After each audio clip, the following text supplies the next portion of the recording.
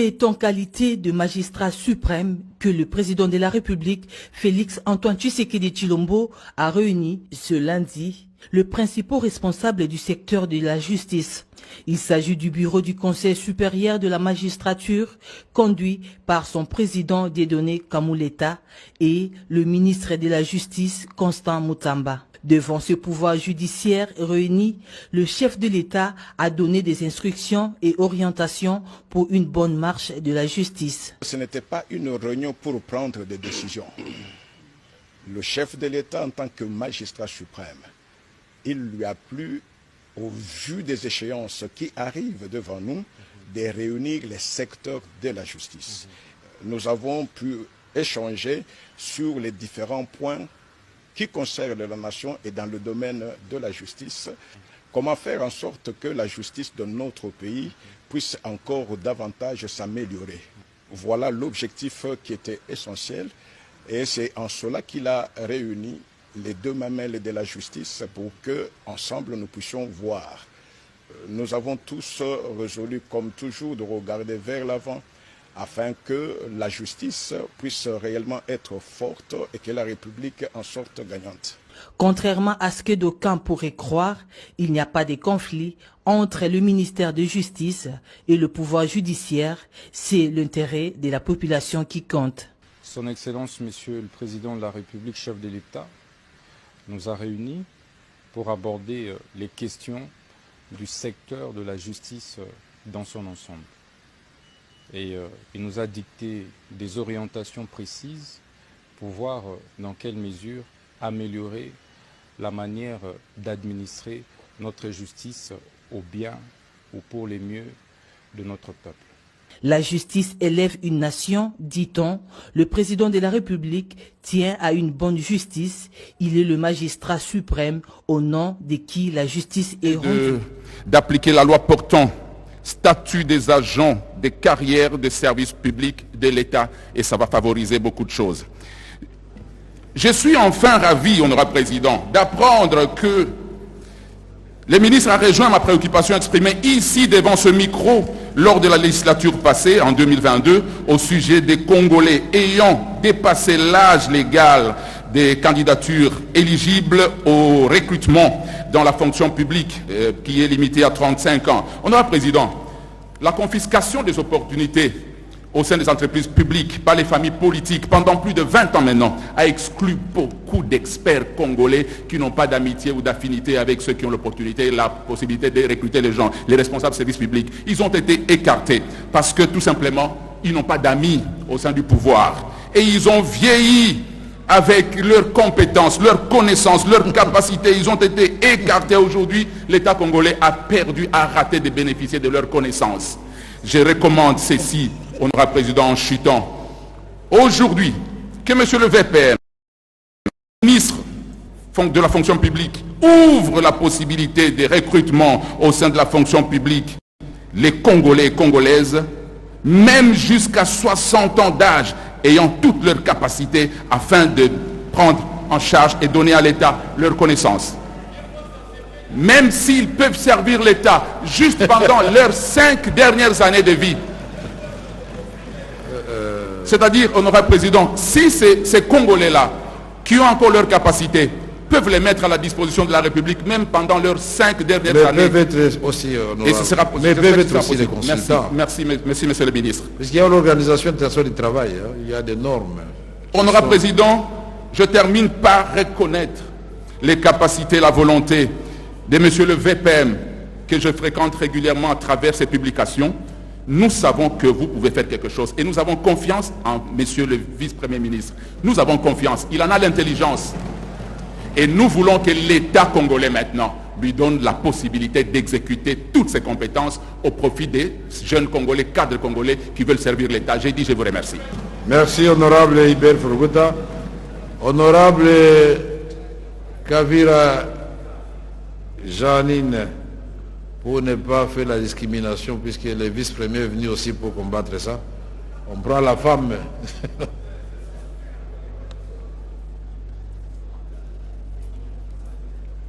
Honorable Kavira Janine, vous avez la parole. Merci, honorable président, de la parole accordée. Honorable président, honorable membre du bureau, honorable député, chers collègues, je salue cette initiative législative qui ambitionne d'améliorer la gestion des ressources humaines de l'État. Cependant, l'article 4, à son alinéa 2, mérite un examen attentif. Il est proposé que les besoins en recrutement soient programmés et budgétisés chaque année. Cela soulève plusieurs préoccupations. D'une part, dans la pratique, l'État ne recrute pas systématiquement chaque année, sauf dans les contextes spécifiques, souvent influencés par les enjeux politiques ou populistes. D'autre part, inscrire chaque année une ligne budgétaire à ce titre, sans garantie d'effectivité, ouvre un risque réel de détournement, surtout dans un environnement où les mécanismes de contrôle sont encore faibles. À l'article 30, alinéa 3, il est prévu que la femme, agent public, après avoir bénéficié de son congé de maternité, soit 14 semaines et 8 après accouchement, puisse enchaîner avec un congé de reconstitution après la maternité. Nous saluons l'intérêt que porte cet article à la question liée à la femme, surtout à sa protection. Honorable Président, à l'article 80, alinéa 6, qui dispose: lorsqu'un agent ayant rempli un des critères de mise en la retraite décède en activité de service, une décision de mise à la retraite à titre posthume est prise en sa faveur. Si le décès survient plus de 12 mois après la date à laquelle il aurait dû être mis à la retraite, ici, nous voyons que cet alinéa a une certaine discrimination des morts. À mon avis, c'est mieux de supprimer la deuxième phrase et de rester avec cette formulation.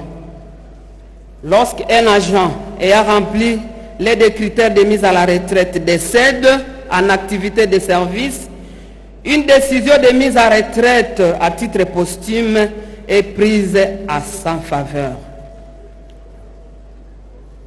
Alors, j'ai une question à poser à Monsieur le ministre par rapport à cet article. Que prévoit-on pour les agents de l'État qui sont en âge de retraite avec leur numéro matricule sans avoir touché un seul mois de leur salaire? Puisque nous parlons des agents publics de l'État, que dire des médecins qui reçoivent des primes de l'État dans leur cabinet privé, pendant que ceux qui sont constamment à risque dans le Congo profond ne sont pas payés? Contrairement aux juristes qui, les privés sont avocats et les agents de l'État sont des magistrats.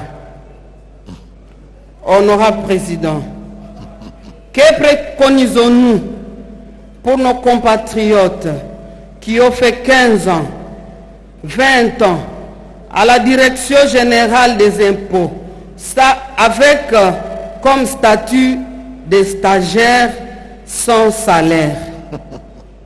À la DGI de Butembo, de Lubero et de Beni, nous avons une 60aine d'agents dont le statut n'a jamais été régularisé et qui sont là comme stagiaires. Pensons, honorable Président, aux agents de l'État et compatriotes qui œuvrent dans les partis sous occupation. J'ai dit. Merci, Maman Janika Vira. Je savais que vous allez faire des observations pertinentes. Merci et honneur à la femme. Merci. Honorable Godem Poyi, et on va terminer par Ngondakoy. Oui. Honorable Godem Poyi. Merci, honorable président, pour la parole que vous venez de m'accorder. On dit quoi? Donc vous voulez qu'il s'habille comme d'habitude, c'est ça? Voilà. Et pourtant, c'est la même chose. Il faut me protéger. Je vous protège. C'est la même chose. Ok. Merci, honorable président, pour Merci. la protection. Honorable président, distingué membre du bureau, honorable député, chers collègues. J'étais enthousiasmé lorsque les VPM m'a parlé parce que je n'avais jamais eu l'occasion de les suivre. Depuis qu'il exerce ses fonctions, ça m'a mis en confiance. Au-delà de cette confiance, j'ai 3 préoccupations que je vais convertir en question. Honorable président, la République démocratique du Congo, mon pays et le vôtre, n'a pas besoin du développement de la fonction publique, mais elle a besoin d'une fonction publique de développement. Et j'ai appris, je disais que la République démocratique du Congo n'a pas besoin du développement de la fonction publique, mais par contre, elle a besoin d'une fonction publique de développement. C'est-à-dire un personnel de qualité avec tous les moyens. J'ai appris qu'aujourd'hui, les fonctionnaires, à ne pas confondre avec les agents de l'État, seraient même au-delà d'1 million. Mais je m'interroge. Il est des principes que la publicité entoure toutes sortes de recrutements au niveau de la fonction publique. Les seuls communiqués que nous suivons, c'est seulement quand il faut recruter dans l'armée, dans la police. Par quelle magie on peut déjà avoir 1 million de fonctionnaires de l'État? Et c'est ainsi que je voulais poser mes 3 questions à notre VPM. Comment se font les recrutements et les promotions maintenant? Et lorsque j'ai lu en diagonale, ou j'ai suivi en diagonale les projets de réformes en cours, au lieu de faire du recrutement sur titre une exception, mais en réalité, chez nous, c'est devenu la règle.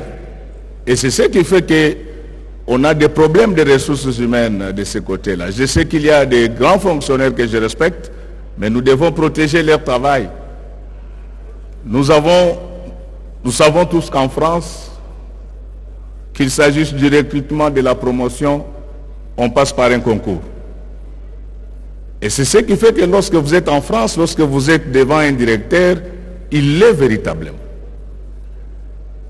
Et du coup, au lieu d'être dans le développement de la fonction publique, on aura maintenant une fonction publique de développement parce que ces ressources travaillent, contribuent à la rentabilité de la République. Que je sache, je peux me tromper, mais je ne me souviens pas que depuis que notre brillant VPM est là, je ne me souviens pas avoir suivi un communiqué recrutant au sein de la fonction publique. Et si nous continuons de cette façon, je crois que nous allons briser la cohésion nationale. Moi, je suis recruté comme fonctionnaire en 1989 par le maréchal Mobutu. La seule chose que j'avais dépensée, c'était mon agent de transport et l'encre de mon stylo pour concourir. Et 2 semaines après, j'étais retenu. Comment vous pensez nous revivre ce climat de rationalisation comme vous-même vous l'avez dit? J'ai une préoccupation, et c'est surtout celle-là qui m'a poussé d'intervenir, c'est à ce qui concerne les recrutements spécifiques. Dans le cadre de cette réforme en cours, le VPM dit que pour des fonctions spécifiques, on peut recruter même à partir de l'âge de 50 ans, ma foi. Dans la vie, il y a un âge pour apprendre, il y a un âge pour travailler. Et ces critériums, lorsqu'on les fixe, c'est à la suite des études physiologiques, psychologiques et ergonomiques. Ça ne se décrète pas. Imaginez-vous Si nous ouvrons cette brèche-là, rassurez-vous que nous aurons une fonction publique moins dynamique parce que chacun va se servir de cette ouverture pour recruter n'importe qui à partir de l'âge de 50 ans. C'est ainsi que je voulais suggérer au VPM qu'il est vrai qu'il y a des postes spécifiques, mais n'oubliez pas que la fonction publique, c'est d'abord la culture organisationnelle. Donc un fonctionnaire, il sait qu'on peut l'engueuler, il sait qu'il doit être là à temps, mais lorsque vous importez quelqu'un du secteur privé à l'âge de 50 ans, il va commencer à quel grade, avec quelle culture. Donc ce sont là les trois préoccupations que je voudrais que notre VPM prenne en compte à ce qui concerne cette réforme. Et je vais terminer par la question relative à l'ENA. Très modestement, je suis un ancien de l'ENA Paris. Il y a 5 ans, l'ENA Paris venait de changer de dénomination, tout simplement parce qu'on estime que le label a été galvaudé en Afrique. Qu'est-ce que vous comptez faire pour redynamiser la formation au sein de l'ENA Congo? Ce sont là les 4 questions que je vous ai posées. Je vous remercie, chers collègues, pour votre aimable attention. Merci, Godin Poy. Très percutant comme d'habitude. Honorable député, chers collègues, j'avais promis que c'est 5 intervenants et pas plus. Donc l'honorable collègue Ngonakoy a consenti d'intervenir après. Il va intervenir au niveau de l'aménagement du territoire. Nous venons d'épuiser la liste des orateurs. La parole est de nouveau à monsieur le vice-premier ministre pour rencontrer les préoccupations des différents intervenants. Tels que je les connais, je ne sais pas, vous allez demander des jours, ou bien vous le faites immédiatement. Vous, c'est direct. Voilà, vous avez la parole, monsieur le vice-premier.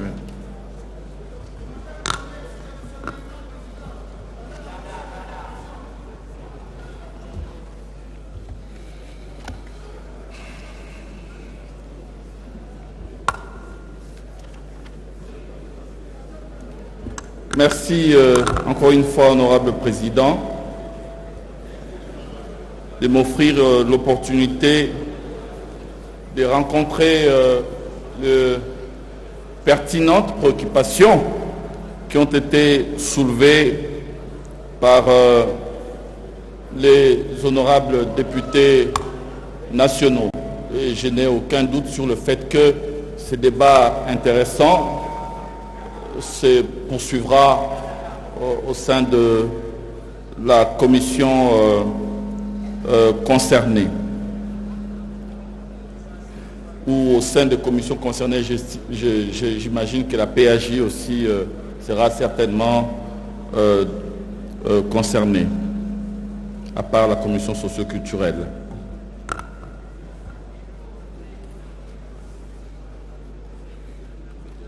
Je voudrais, honorable président, au regard de l'option qui a été levée par l'option de sagesse qui a été levée par les honorables députés, non pas par prétention, mais ni arrogance, mais plutôt solliciter l'autorisation de répondre sur le banc. Merci. D'abord, à ce qui concerne, je m'excuse auprès de mes experts, certainement ils ont des éléments à me communiquer, mais je pense que les questions des honorables députés ont été plutôt claires, notamment en ce qui concerne l'honorable Soumei, honorable Soumei, à ce qui concerne la question de la contractualisation au sein de la fonction publique. Je voudrais savoir si nous avons tenu compte de la notion de continuité des services publics de l'État et si la prolifération de CDD, parce qu'il s'agit bien de cela, de contrats à durée déterminée, ne va pas en réalité affaiblir l'action publique au niveau de nos administrations.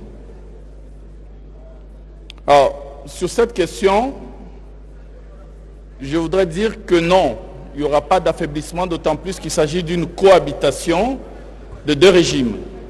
Ça rejoint un tout petit peu ce qu'a dit le professeur Mpoyi. En somme, les agents de carrière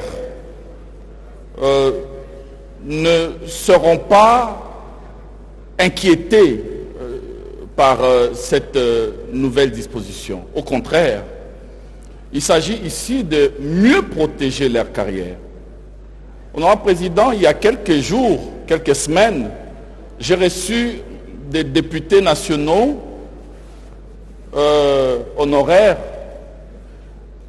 qui étaient fonctionnaires avant d'être élus et qui sont venus en collectif solliciter leur réintégration, parce que du coup ils n'ont pas été réélus, dans la fonction publique.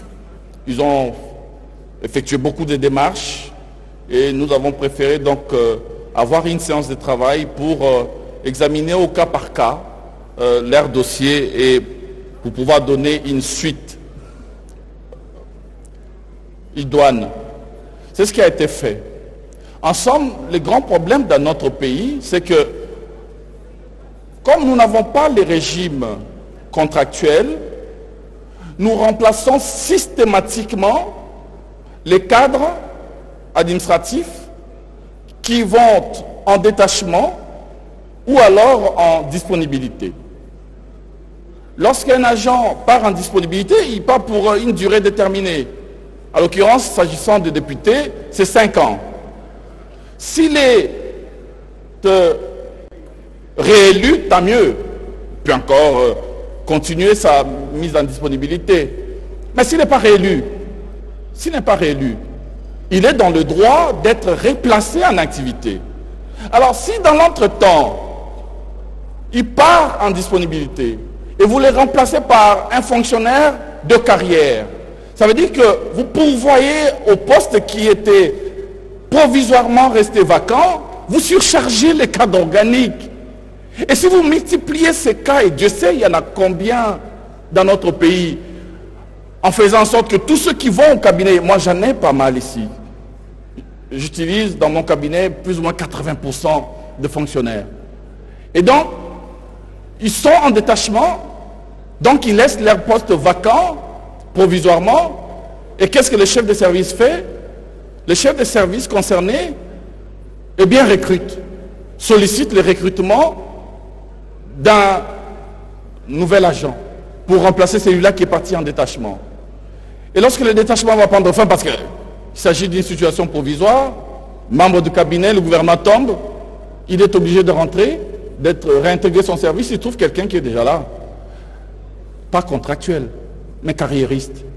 Donc du coup, pour ce même poste, on aura président, comme vous l'avez dit, eh bien il y a 2 personnes.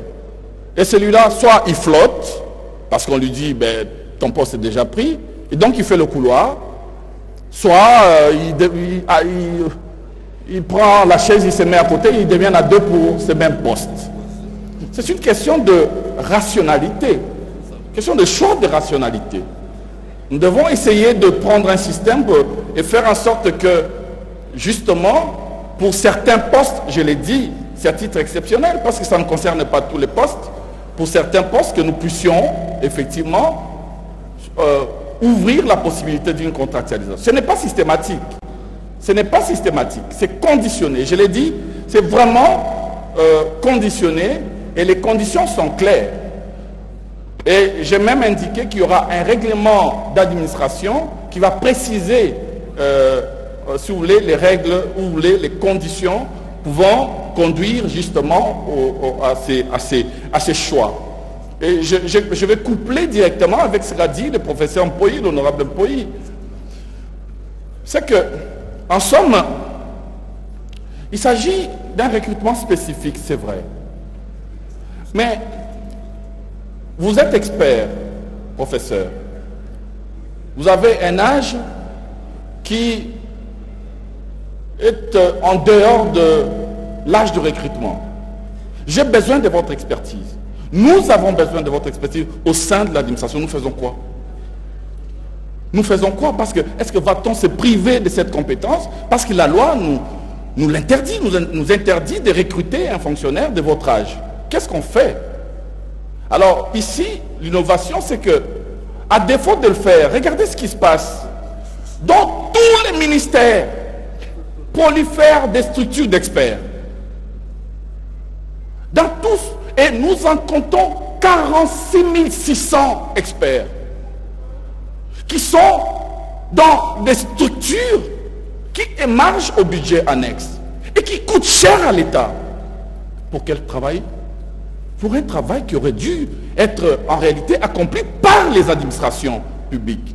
Et le président l'a dit, avec raison. Si vous allez aujourd'hui, vous faites un tour au niveau des administrations, vous risquez de trouver des gens en train d'attendre l'heure de départ.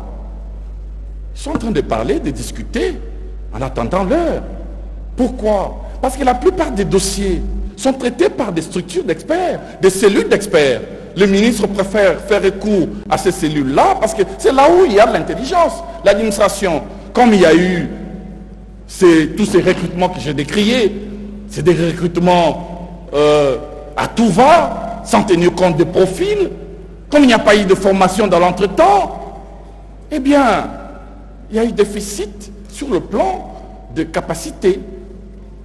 Et maintenant, ce que nous faisons, c'est qu'on veut essayer d'inverser la tendance. On dit, désormais, nous n'allons plus systématiquement recourir au numéro matricule. Parce que là où maintenant on a fait des exceptions, c'est que, et là vous avez raison, c'est que même pour des agents d'un certain âge, parce qu'ils étaient experts, ben on a fermé les yeux, on a donné le numéro matricule, alors qu'ils avaient 60 ans. Quelqu'un l'a dit ici, l'honorable Furuguta, je pense, si on peut aller jusqu'à 60 ans. Oui, c'est possible. Avec la contractualisation, je vous ai parlé de 5 ans. Ça veut dire, en somme, l'âge de départ à la retraite, c'est 65 ans. Tous ceux qui ont moins de 65 ans peuvent avoir la possibilité, sous contrat, ça peut être d'une année, ça peut être de 2 ans. Il ne faut pas qu'on se verrouille. L'essentiel étant de savoir si, effectivement, la personne remplit les conditions. La personne détient une expertise rare dont on a besoin. Si ce n'est pas le cas, on recourt aux expertises déjà existantes au sein de l'administration publique. Donc, de ce point de vue-là, il n'y a aucune crainte. Je me demandais si il y a lieu de penser à ces CDD qui risquent d'être dans la précarité. Non, encore une fois, non, parce que les CDD ici, les fonctionnaires contractuels sont traités comme tous les autres fonctionnaires. Dans le contrat, il sera précisé leur rang, ce qui fait que, avec la nouvelle politique salariale qui est en cours d'élaboration, eh bien, ils seront traités du point de vue salarial au même titre que les autres. Mais après, c'est une question de choix. Je dis, vous avez parlé de la France, mais c'est partout dans le monde aujourd'hui. Il y a des CDI, il y a des CDD. Donc là, vous savez bien que pour X raisons, vous avez un plan de vie, il y a une opportunité pour 5 ans, il y a un appel à candidature, eh bien, on regarde sur titre. Si vous avez des compétences évidemment requises, on peut vous prendre, mais vous savez à quoi vous vous engagez. Donc c'est un CDD, ça reste un CDD. Si c'est 2 ans, c'est 2 ans. J'ai parlé des éboueurs, je n'ai pas parlé que des experts. Regardez ce qui se passe, vous circulez la nuit, certainement comme moi la nuit quand je reviens du bureau, vous voyez les dames en train de balayer nos rues. Nos routes seront sans impact. Il faut dire les choses comme elles sont, sans impact de manière soutenue, parce qu'on revient toujours sur la même chose. Il faut essayer de changer de paradigme. Au lieu d'utiliser les associations et les ONG, faisons comme ailleurs. Utilisons des braves gens, des jeunes, nos jeunes qui sont dans le quartier, qui peuvent être mis en contribution pour travailler comme des fonctionnaires, même manuels, pour balayer nos rues, ils seront en salopette pour assainir, pour comme agents paysagistes, pour planter des pelouses, donc au niveau des ronds-points, comme des paysagistes, comme je l'ai indiqué, à l'intérieur du pays, des cantonniers et autres, payés manuellement. Il a un contrat d'une année renouvelable, mais il est payé, il sait qu'à la fin du mois, il aura ses 800 000, ses 1 million de francs, j'en sais rien. Mais au moins, il sait que je suis payé, je suis fonctionnaire, mais sous contrat. Et je suis évalué. Et donc, je dois mieux faire pour possiblement reconduire mon contrat jusqu'à être peut-être éventuellement titularisé sur base de mes performances, de mon savoir-faire et du travail qui me sera ainsi assigné. Donc, côté motivation, là aussi, il n'y a pas de problème. Nous ferons vraiment en sorte que ces innovations n'empiètent pas, effectivement, comme vous l'avez dit, honorable, le principe sacro-saint de l'administration publique. Je sais que pour le deuxième projet, en parlant de la diversité, vous aviez voulu toucher certainement à la question du nombre de personnes qui entrent. Je ne sais pas exactement, bon, on verra au niveau de commission, mais là aussi, allez, il faut être réaliste. Je veux dire, la sécurité sociale aujourd'hui est considérée comme un droit fondamental, un droit humain. Donc, c'est l'État qui a le rôle de protéger le citoyen en organisant l'écosystème juridique, le loi, pour que chaque personne soit prise en compte. Ça, c'est le rôle de l'État. Aux côtés de l'État régalien, que nous appelons de plus en plus de nos voeux pour qu'il se renforce, aux côtés de l'État régulateur, sur le plan de l'économie régalien, je pense à la sécurité, à la justice, l'État régulateur, l'économie, le secteur productif, ben, il faut que nous sachions construire aussi un État protecteur qui sait protéger le droit des uns et des autres. Vous savez, je ne vais pas citer ce nom, mais il y a quelques semaines, j'ai reçu un ancien membre du gouvernement. Un ancien membre du gouvernement chez moi, au bureau, je ne l'ai pas reconnu. Il a été bousculé par mes équipes de sécurité, mais il a cité mon nom. Je suis redescendu, j'étais en train de monter les escaliers, et je ne le reconnaissais pas. Et je l'ai regardé, je l'ai pris dans mes bras, je l'ai amené dans mon bureau. Il était socialement déchu, comme si il n'a jamais exercé de si hautes fonctions dans sa vie. Tout simplement parce que l'État n'a pas organisé ces vieux jours, sa sortie un jour. Nous exerçons des fonctions qui sont éphémères, sont des mandats politiques. C'est vrai, ceux qui travaillent avec nous, vos assistants, ceux qui travaillent à nos côtés, des membres de cabinet, il y en a qui font cabinet après cabinet pour être au service de... Mais après, ils sont jetés dans la poubelle.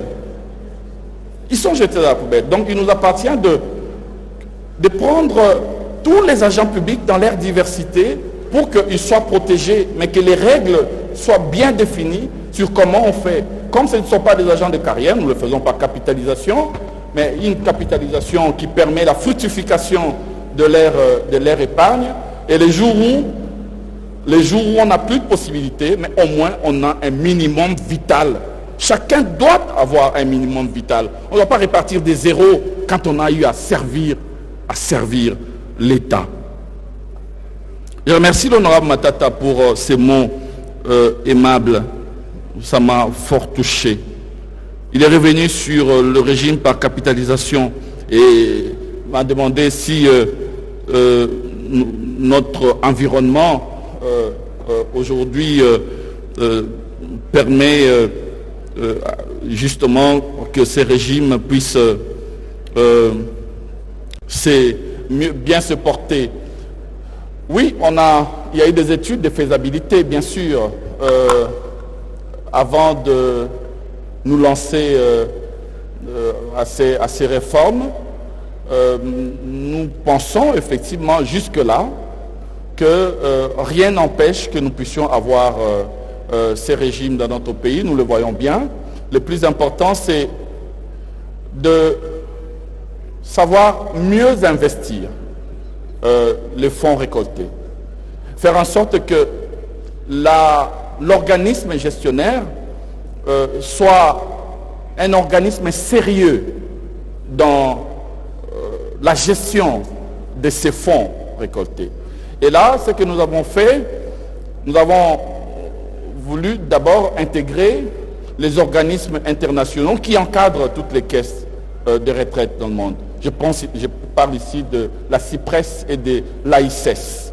Et qui donc, il y a quelques jours, les inspecteurs venaient d'être ici à Kinshasa. Ils ont fait tout un mois en train d'éplucher, d'accompagner et de conseiller.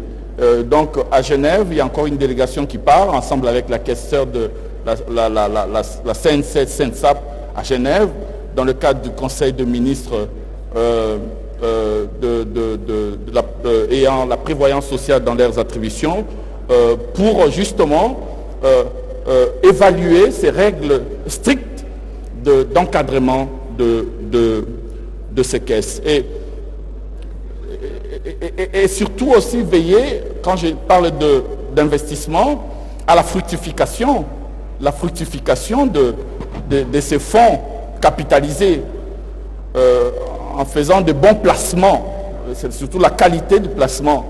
De plus en plus, ces organismes internationaux déconseillent les DAT. Bon, c'est déjà ça les DAT, parce qu'il y a toujours des intérêts qui s'ajoutent année après année, mois après mois, année après année, mais il faut aller beaucoup plus dans les investissements de qualité immobilier, mais rentables, bien sûr, mais aussi certains titres publics qui peuvent aussi aller dans le même sens de rentabilité. Donc, oui, l'environnement aujourd'hui permet à ce que, tout en étant prudent, que la retraite pour ces catégories se porte plutôt bien. Quant à la contractualisation, vous posez la question, enfin, je crois que j'ai répondu à ce qui concerne la contractualisation, mais vous vous focalisez beaucoup plus sur la politique salariale de manière générale. Oui, nous tenons compte du fait que la politique salariale, comme je l'ai dit, soit un outil qui va permettre à l'État de rationaliser les rémunérations dans notre pays. Je l'ai répété, nous n'allons plus rémunérer les numéros matricules. Nous allons rémunérer le travail accompli. Nous allons rémunérer la performance, la course derrière le gain, les primes.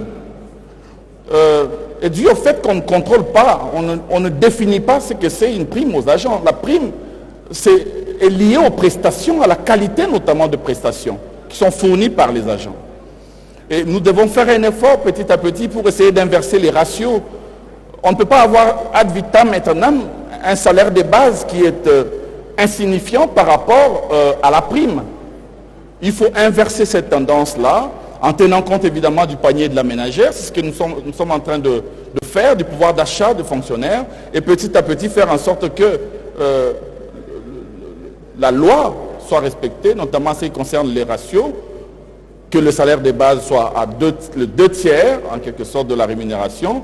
Je sais que c'est un travail titanesque. Économiquement, il faut du boulot, mais nous nous inscrivons dans la progressivité et nous pensons que les choses peuvent petit à petit évoluer. Nous allons mettre en place bientôt cette politique salariale, comme je l'ai indiqué tantôt, pour non seulement réduire les disparités entre administrations, entre Kinshasa et les provinces, mais faire en sorte que, évidemment, certaines règles soient redéfinies pour qu'on ne soit pas à la course, à la recherche de numéros matricules, Pesangaï numéro matricule, mais que ce soit plutôt Pesangaï Moussala. Un instant, monsieur le vice-premier. Di Banza Lunda. Banza Lunda. avec votre cercle là, c'est quelle réunion qui a duré 1 heure de temps comme ça? Reprenez vos places maintenant et suivez attentivement. Abdallah Penembak avec votre équipe. Madame Dorothée Madia, vous devez regagner votre place. Avec votre protecteur. Dorothée Madia.